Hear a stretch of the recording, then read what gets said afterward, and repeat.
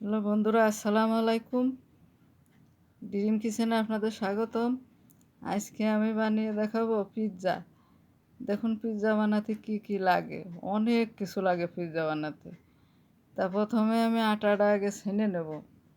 তাই 2 কাপ আটা দিয়ে দিলাম। আর একটু সয়াবিন তেল দেব, একটু স্বাদ মতো লবণ দেব, দিয়ে ভালো করে আগে ময়ান দিয়ে নেব তেলটা দিয়ে। তারপরে দেবো হলো ইস্ট। ইস্ট দিতে 2 চামচ দেওয়া লাগবে ইস্ট। ইস্ট দিয়ে তারপরে ভালো করে ময়ান দিয়ে নিয়ে তারপরে হালকা কুসুম কুসুম গরম পানি সেড়ে দিয়ে ময়দা ছেনতে হবে। এলে ইস্ট দিয়ে দেবো। ইস্টটা 2 চামচ ইস্ট লাগবে, দিয়ে দিলাম। এবার ভালো করে ময়ান দিয়ে হালকা কুসুম গরম পানি দিয়ে ময়দাটা মেখে নেব সুন্দর করে।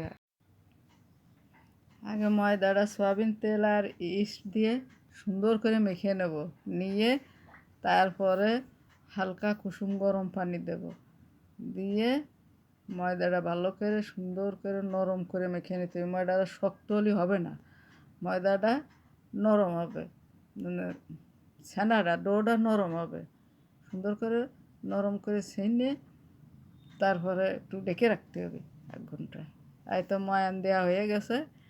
এখন একটু তেল মাখায়ে ঢেকে রাখতে হবে সুন্দর করে। এভাবে তেল দিয়ে সুন্দর করে ঢেকে রাখতে হবে, যাতে 1 ঘন্টা ঢেকে রাখবো, ময়দাটা ফুলে সুন্দর হয়ে থাকবে। ময়দাটা ঢেকে রাখলাম, ছানা হয়ে গেছে। এখন আবার মাংসগুলো ছোট ছোট করে কেটে নেব।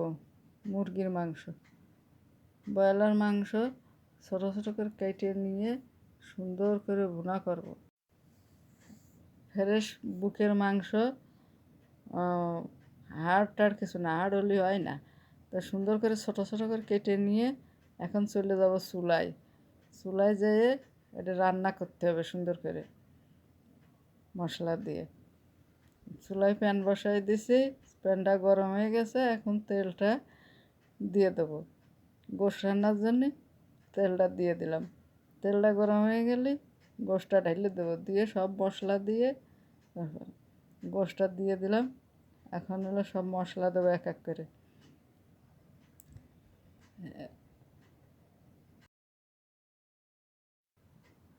আর রসুন আর জিরে বাটা ব্লেন্ডারে যারা ছিল ঢাইলে দিলাম। তারপরে লবণ দেবো, হলুদ দেবো, সব একে একে সব মশলা দিয়ে দেবো। মশলাগুলো না দিলে ভালো হয় না। স্বাদ মতো লবণ দিয়ে দিছি।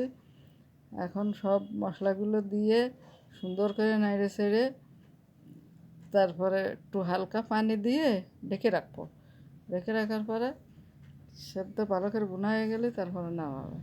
এই শুকনো মরিচ গুঁড়ো মশলা সব একে একে সব দিয়ে দেবো।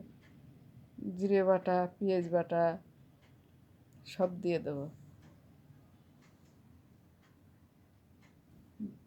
জিরে বাটা, পেঁয়াজ বাটা, জিরে বাটা সব কিছু দেওয়া হয়ে গেল। এখন সুন্দর করে নেড়ে ছেড়ে হালকা করে একটু পানি দেবো। মাংসটা সেদ্ধ হয়ে যাবে, কাঁচা থাকবে না। তাহলে পানি না দিলে কাঁচা থাকে। মাংসটা সুন্দর করে পানি দিয়ে নেড়ে চেড়ে ঢেকে রাখবো। এইভাবে নাড়াচাড়া করে সুন্দর করে নেড়ে নেড়ে তারপরে হয়ে গেলেই নামিয়ে নেব। এখন একটু ঢাকা দিয়ে দেবো। মাংসটা চুলায় হতে থাক। এবার পিৎজাটা রেডি করব। পিৎজাটা ওই ক্যাপসিকাম সব কাটা আছে, আর এলো প্লেটে করেছি। আমাদের তো ওভেন নেই, ওই চুলায় গ্যাসের চুলায় করব। এই জন্যই ওই একটা প্লেটে দিয়ে দিছি, স্টিলের একটা প্লেটে দিছি। এখন এলো সস দিয়ে দিলাম, টমেটো সস। টমেটো সসটা সুন্দর করে মাখাই নিয়ে তারপরে এবার কান্দা আবার একটু ভালো করে বানাতে হবে। টমেটো সসটা দেওয়া হয়ে গেলে এবার একে একে ক্যাপসিকাম দেবো, তারপরে কাঁচা টমেটো দেবো, তারপরে চিজ দেবো, পেঁয়াজ দেবো, কাঁচামরিচ কুচি দেবো। সব আস্তে আস্তে এভাবে দিয়ে নেব ময়দা। পিৎজাটা আঠাটার পর সসগুলো সুন্দর করে ডলে দিয়ে দিছি। এখন দিয়ে দেবো গোশটা হয়ে গেছে, চুলায় দেওয়া ছিল, হয়ে গেছে। এখন নিয়ে এসে এখন ওর উপরে সুন্দর করে সাজিয়ে দেবো। এবারে এক এক করে গোশটা সারা বাড়ি ছিটিয়ে দেবো। ছোটো ছোটো পিস মুরগির মাংস এখন সারা বাড়ি ছিটিয়ে দেবো। এভাবে দিয়ে তারপরে টমেটো দেবো, ক্যাপসিকাম দেবো, সব কিছু দিয়ে দেবো।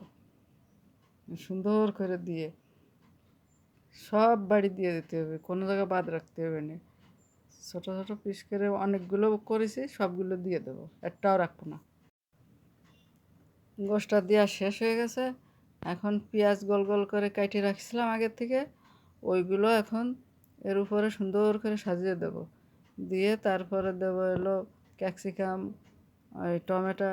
আর ক্যাপসিকামটা আর একটু ছোটো করে কেটে নিলে ভালো হতো, একটু বড় কাটা হয়ে গেছে, এই আর কি। এখন এইভাবে সবাই আপনারা এভাবে বানিয়ে বাসায় খেয়ে দেখবেন। ভালো অসাধারণ একটা খাবার জিনিস, বিকেলের নাস্তা। এই নাস্তাটা আপনারা বাসায় বানিয়ে খেয়ে দেখবেন, খুবই একটা স্বাদ। এবার টমেটো, মরিচ কুচি, কয়টা মরিচ কুচি ভিতর দিয়ে দিলাম। আর একটু টমেটো দিয়ে দেবো। পেঁয়াজ কুচি দেওয়া শেষ, এখন টমেটো দেবো।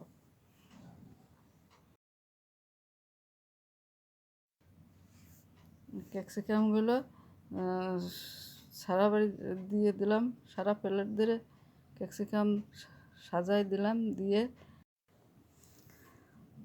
এবার চিজ দিয়ে দেবো সুন্দর করে। চিজ দেওয়া হয়ে গেছে, এখন আবার টমেটোগুলো দিয়ে দেবো। টমেটোগুলো দেওয়া হয়ে গেলেই তারপরে চলে যাব চুলায়।